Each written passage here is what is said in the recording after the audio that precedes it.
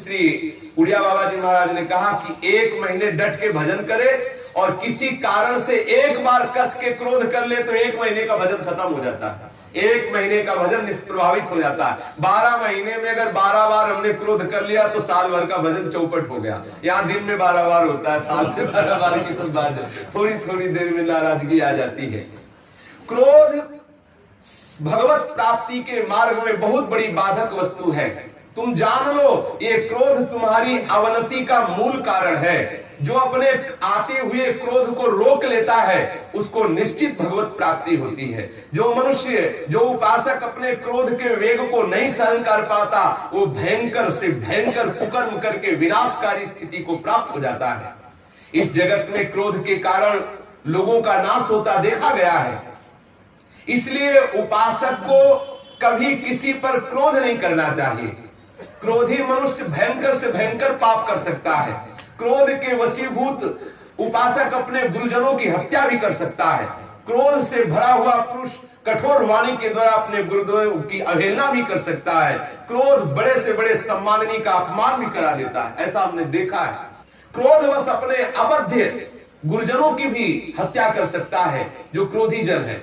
बोले क्रुद्धा पापम नरः कुर्यात् क्रुद्धो हन्यात् गुरुनपि क्रुद्धा पुरुषया वाचा श्रेयसोप्य मन्यते। इसलिए हे भाई, उपासक को कभी भी किसी भी स्थिति में क्रोध नहीं करना चाहिए। क्रोधी कोई भी गंदा से गंदा कार्य कर सकता है। क्रोधवश अवध्य पुरुषों की हत्या कर सकता है। क्रोधवश मानो न जाने क्या क्या कर सकता है। इन दोषों को देखते हुए जब उपासक के हृदय में क्रोध प्रकट हो तो तत्काल मौन हो जाए और वहां से हट जाए। जिस जगह से क्रोध प्रकट हो रहा है चुपचाप सह जाए। क्रोध सहने में ही कल्याण है। क्रोध आएगा तो हमारे हृदय को जलाएगा और जो उस क्रोध की जलन को सह जाएगा वो पवित्र हो जाएगा, वो भगवान का प्यारा बन जाएगा। क्रोध करने वाले पुरुष के प्रति जो बदले में क्रोध नहीं करता, समझना, क्रोध करने वाले पुरुष के प्रति जो बदले में क्रोध नहीं करता, वो अपने को और दूसरों को भी महान भय से बचा के परम कल्याण करने वाला बन जाता है। क्रोध करने वाले पुरुष के प्रति भी जो बदले में क्रोध नहीं करता, वो अपने को और दूसरों को भी महान भय से बचा के परम कल्याण करने वाला बन जाता है। यदि मूर्ख एवं असमर्थ मनुष्य तुम्हें क्रोध दिलाने की चेष्टा करें तो तुम बलवान बनो, उनकी बातों पर मुस्कुराओ और क्रोधित मत हो, गुस्सा मत करो। क्रोध करोगे तो आपका भजन नष्ट होगा। अपने चित्त को वश में रखने की सबसे बड़ी औषधि है मौन हो जाना। यदि कोई गाली दे रहा उस समय निश्चित मौन हो जाना चाहिए, बिल्कुल मौन हो जाना चाहिए, चल देना चाहिए। यदि सामर्थ्य न हो वहां खड़े रहने तो बिल्कुल चल देना चाहिए, सुनना ही नहीं चाहिए क्या कह रहा है। जो उपासक परम शक्तिशाली होकर भी नीच पुरुषों के द्वारा दिए हुए अपमान को सह लेता है और क्रोध नहीं करता है, देवता उसके चरणों की वंदना करते हैं। समस्त लोक परलोक में वो जय का भागी होता है और वो महा आनंद को प्राप्त होता है। इसलिए बलवान या निर्बल कोई भी तुम्हें सताने की चेष्टा करे तो तुम क्षमा भाव को धारण करना, कभी क्रोध को स्वीकार मत करना। साधु सदैव क्रोध पर विजय प्राप्त करता है। संतों का ये मत है कि क्षमा को ही सदैव धारण करना चाहिए। क्षमाशील पूरे संसार पर विजय प्राप्त कर लेता है। झूठ को सत्य से जीत लो, क्रोध को क्षमा से जीत लो, क्रूरता को दयालुता से जीत लो। यदि ऐसा जीत लिए तो तुम महात्मा कहे जाओगे।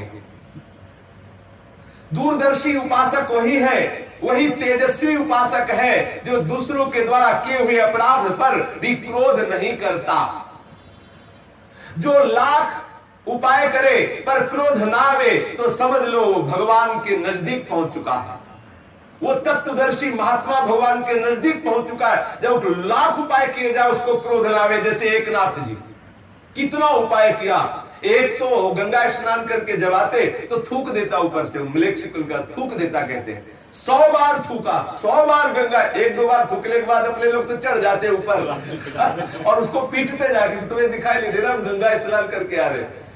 100 बार थूकले पर भी वो 100 बार गंगा स्नान करे, अब तो रहा नहीं गया, ऊपर से उतर के साष्टांग दंडवत किया। एकनाथ जी ने कहा क्या बात हो गई, बोले मुझ अपराधी को क्षमा करें, हमने 100 बार आपके ऊपर आपको परेशान। बोले भैया आप जैसा उपकारी तो कोई होगा नहीं, दिन में बहुत 2 बार गंगा स्नान करते, प्रातः और शाम, आपकी कृपा से 100 बार गंगा स्नान हुआ, आपके चरणों में प्रणाम, आप ऐसी ही रोज कृपा किया। अब बोलो क्रोध की कई जगह है, कई क्रोध की जगह। कुछ तो चंडाल चौपड़ी बैठी रहती थी एक चौतरे पे, और एक लात जी को किसी भी तरह गुस्सावे ऐसा उपाय सोचते थे। एक ब्राह्मण आया, बोले हमारे को कुछ रुपए की आसक्ति, बोले 200 रुपया देंगे, जाओ एक नाथ जी को गुस्सा दिला दो बस उनको। बोले अभी जाते जाते गुस्सा, वो जूता पहले उनके पूजा गृह में चले गए, उन्होंने आसन दिया और बैठाला, बड़े प्यार से भगवान का चरणामृत दिया, प्रसाद दिया, कोई नाराजगी नहीं। उसको लगा कि ये बड़े विचित्र, सोचा था कि जूता पहन के अंदर जाए नहीं तो जरूर डांट लगा देंगे, ठाकुर जी के पास बिना जूता पहन, वो सब में ठाकुर देखते थे इसलिए नाराज के उसने किया। जिस समय अतिथि सत्कार के लिए भोजन की थाली लगाई गई, पत्नी परोस रही थी भोजन, तो वो आसन से उठा, पत्नी की पीठ में ऊपर लद गया जाके। बोले अब नाराज होंगे, इसमें तो नाराज हो। तो उन्होंने कहा संभालना संभालना, बोले हमें बेटे को संभालने का अभ्यास है, आप चिंता मत करें। एक लाख जी की पत्नी कहा मुझे बेटे, वो बेचारा रो पड़ा, कई उपाय किए लेकिन रो पड़ा। तो उन्होंने पूछा क्यों रो रहे? बोले हमारे 200 रुपया मारे गए। बोले कैसे मारे गए? तो उन्होंने बताया वहां बैठे हुए लोगों ने कहा था कि आपको नाराज कर दे तो 200 रुपया मिल जाता, आप नाराज ही नहीं हो रहे, मैं क्या करूं? बोले आके बता देते, पहली बार में नाराज हो जाते, तुम्हें 200 रुपया मिल। इतने महात्माओं के ऐसे ऐसे उदाहरण हैं कि लोगों ने कितना उनको क्लेश दिया लेकिन कभी नाराज नहीं हुए। क्रोध करत जे अनसहन निंदक तीनों पैन, महाप्रभु श्री हरिवंश चंद्र जी के लिए मंगल में श्री सेवक जी ने गान किया है। जो उत्पन्न हुए क्रोध को अपनी विवेक बुद्धि से दबा लेते हैं वो निश्चित श्री भगवान के समीप पहुंच चुके हैं। क्रोधी मनुष्य किसी कार्य को ठीक ठीक नहीं समझ पाता है, वो ये नहीं जान पाता कि क्या मर्यादा है, क्या करना चाहिए, क्या नहीं करना चाहिए। इसीलिए क्रोधी मनुष्य अपने गुरुजनों को भी कटवचन बोल देता है। क्रुद्धो गुरून क्रुद्धस तुदत्यपि, बोले हन्त्यवध्यानपि क्रुद्धो, क्रोधित होकर के गुरुओं की हत्या कर देना, गुरुजनों को कठोर वचन बोल देना, गुरुजनों को पीड़ा पहुंचाना। इसलिए उपासक को सदैव इस क्रोध रूपी दुश्मन से निपटना चाहिए क्षमा रूपी अस्त्र से। क्रोध का त्याग करने से अद्भुत तेज प्रकट हो जाता है। क्रोधी पुरुष कभी भी अपने भजन को संचय नहीं कर सकता, भजन का संचय नहीं कर सकता, उसका तेज नष्ट हो जाता है, वो महान दुस्सह क्लेश से युक्त हो जाता है जो क्रोधी होता है। ये मूर्ख लोग ही क्रोध किया करते हैं और क्रोध को अपना बड़ा गर्व मानते हैं, मैंने ऐसा किया, मैंने। ये रजोगुण जनित जो क्रोध है ये उपासक का निश्चित नाश कर देता है। अतः हे सदाचार परायण उपासक, कभी भी क्रोध को मत करना, क्रोध को किसी भी तरह से स्वीकार मत करना। यदि कोई अपने को सतावे, अपने को क्लेश दे, अपना अपमान करे या कोई निंदा करे, कोई मारे या किसी भी तरह से ये भगवान श्री कृष्ण ने भी एकादशी स्कंद में उद्धव जी को कहा है, गला पकड़कर बाहर निकाल दे, ऊपर मुंह दे, थूक दे, मारे, बांधे, पीटे, निंदा करे, अपमान करे, लेकिन हे उद्धव उसको सह जाना चाहिए। तो उनका यह सहना तो बड़ा कठिन, तभी तितिक्षु ब्राह्मण की कथा सुनाई श्री भगवान ने। ऐसी स्थिति में किसी भी तरह से क्रोध नहीं करना चाहिए। यदि कभी क्रोध के वशीभूत हो जाए तो प्रायश्चित करना चाहिए। आज मुझसे गुस्सा आ गई, मुझे क्रोध हो गया, अब मैं 2 दिन भोजन नहीं करूंगा और निरंतर जप करूंगा और फिर ऐसा नियम ले कि कभी क्रोध नहीं करूंगा। जो मारने वाले के प्रति भी क्षमा रखता है और स्वयं उसको नहीं मारता, जो अनिष्ट करने वाले के प्रति भी हित की भावना रखता है, वो श्री कृष्ण को अपने अधीन कर लेता है। ये क्रोध महापापी है। पिता पुत्र को मार सकता है, पुत्र क्रोधित होकर पिता की हत्या कर सकता है, पति पत्नी की हत्या कर सकता है, पत्नी पति की हत्या कर सकता है। हन्युर्हि पितरः पुत्रान् पुत्रश्चापि तथा पितॄन् हन्युश्च पतयो भार्या पतिन् भार्यास्तथैव च। ऐसा महापापी ये क्रोध है। पुरुष को सभी आपत्तियों में क्षमा भाव रखना चाहिए। क्षमाशील पुरुष ही पूरे संसार पर विजय प्राप्त कर लेता है। जो बलवान पुरुष होकर के भी दूसरे के द्वारा दी हुई गाली को सह जाता है और क्षमा कर देता है, जो अपने क्रोध को काबू कर लेता है, वो मानो पूरे विश्व को विजय प्राप्त कर, पूरे विश्व को विजय कर लिया, जीत लिया, अपने अधीन कर लिया।